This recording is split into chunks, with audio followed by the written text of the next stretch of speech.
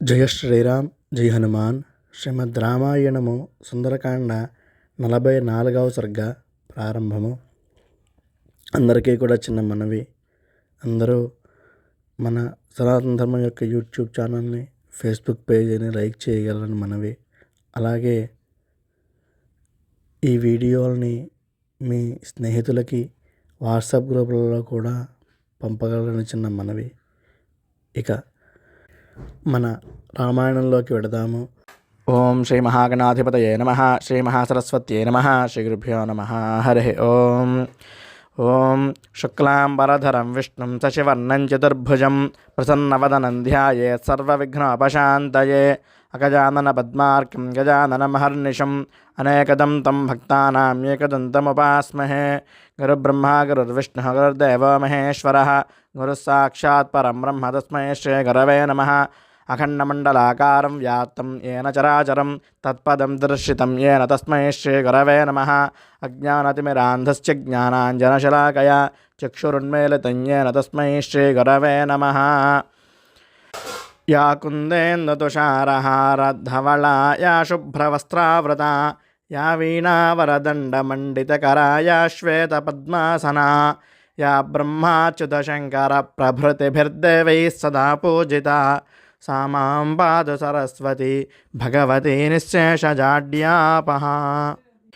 కూజంతం రామ రామేతి మధురం మధురాక్షరం ఆరుహ్య కవితాశాఖాం వందే వాల్మీకికోకిలం. గోష్పదేకదవారాశిం మశకీకృతరాక్షసం రామాయణ మహామాలారత్నం వందే అనిలాత్మజం. మనోజవం మారుతతుల్యవేగం జితేంద్రియం బుద్ధిమతాం వరిష్టం వాతాత్మజం వానరయోధముఖ్యం శ్రీరామదూతం శిరసా నమామి.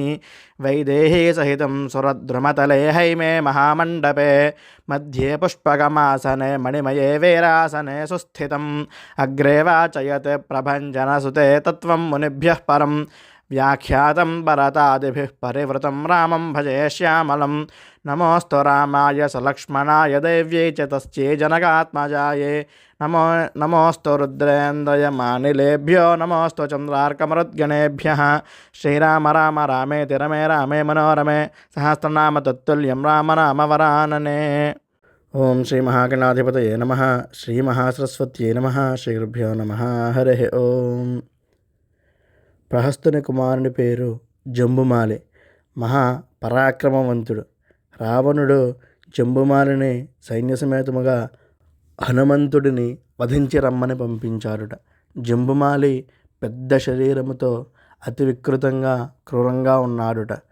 అప్పటిదాకా జంబుమాలి అనే ఆయన అపజయము అనే మాట కూడా ఎరుగరుట. జంబుమాలి ధనుస్సు బాణాలు ధరించి వచ్చారుట. జంబుమాలి చేసే ధనుష్టంకారానికి దిక్కులన్నీ కూడా మారుమోగుతున్నాయిట. గాడిదలు కట్టిన రథం మీద జంబుమాలి అశోకవనం దగ్గర ఉన్న చైత్యప్రాసాదం వద్దకు వచ్చారుట. జంబుమాలిని చూసి హనుమంతుడు సంతోషంతో నవ్వాడుట. జంబుమాలి ముఖద్వారము పైన కూర్చొని ఉన్న హనుమంతుని మీదకి వాడి అయిన బాణాలను ప్రయోగించడం ప్రారంభించారుట. ముందుగా అర్ధచంద్ర బాణముతో హనుమంతుని ముఖము మీద, తరువాత కర్ణి బాణముతో హనుమంతుని శిరస్సును, 10 నారాచ బాణములతో హనుమంతుని బాహువుల మీద కొట్టారుట. హనుమంతుని నుదుటి మీద బాణం తగిలి రక్తం బయటికి చిమ్మిందిట. ఇక హనుమంతుడికి విపరీతమైన కోపం వచ్చిందిట. పక్కకు చూశారుట. అక్కడ పక్కనే ఒక పెద్ద బండరాయి కనపడిందిట. హనుమంతుడు కిందకి దూకి ఆ రాతి బండను ఎత్తి జంబుమాలి మీదకి విసిరేశాడుట. జంబుమాలి 10 బాణాలతో ఆ రాతి బండను ముక్కలు ముక్కలుగా చేసేశాడుట. ఇక లాభం లేదు అనుకుని అశోకవనంలో ఉన్న ఒక పెద్ద మద్ది చెట్టును కోకటి వేళ్లతో సహా పెకిలించాడుట హనుమంతుడు. దానిని 2 చేతులతోటి తిప్పాడుట. హనుమంతుడు ఆ పెద్ద మద్ది చెట్టును అలా తిప్పుతున్నప్పుడు జంబుమాలి హనుమంతుని మీదకి మళ్ళీ బాణప్రయోగం చేశారుట. జంబుమాలి ప్రయోగించిన బాణాల ధాటికి ఆ మధ్యవృక్షము కూడా తునాతునకలైపోయిందిట.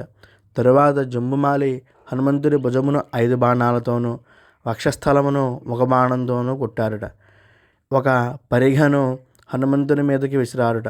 జంబుమాలి ప్రయోగించిన బాణాలన్నీ కూడా తన శరీరం అంతా గుచ్చుకోవడంతో హనుమంతుడు మహాకోపోద్రిక్తుడైపోయాడుట. జంబుమాల ప్రయోగించిన పరిఘను పట్టుకొని దానిని తిరిగి వేగంగా జంబుమాలి వక్షస్థలమునకు తగిలేటట్టుగా విసిరేశాడు హనుమంతుడు. జంబుమాలి ఈ పరిణామాన్ని ఊహించలేకపోయాడుట.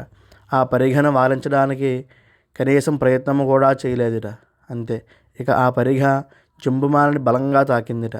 ఆ పరిఘ దెబ్బకు జంబుమాలి మరియు అతను ఎక్కిన రథము, దానికి కట్టిన గాడిదలు, తోలుతున్న సారథి అందరూ కూడా ఒక ముద్దగా అయిపోయారట. అంటే ప్రాణత్యాగం చేశారట. జంబుమాలి ఆకారం కూడా ఇంకా కనపడలేదుట. జంబుమాలి మరణించగానే మిగిలిన రాక్షస సైనికులందరూ కూడా అక్కడి నుంచి పారిపోయారట. రావణుడితో జంబుమాలి యొక్క మరణ వార్తను చెప్పారట. ప్రహస్తుని కుమారుడు మహాబలశాలి అయిన జంబుమాలి మరణ వార్త వినగానే రావణుడు కోపంతో ఊగిపోయాడట. తన వద్ద ఉన్న 7 మంత్రుల కుమారులను పిలిపించి వారిని అపార సైన్యముతో హనుమంతుడి మీదకి యుద్ధానికి పంపారుట. ఇలా శ్రీమద్ రామాయణము సుందరకాండ 44వ సర్గ సంపూర్ణము. హరి ఓం తత్సత్.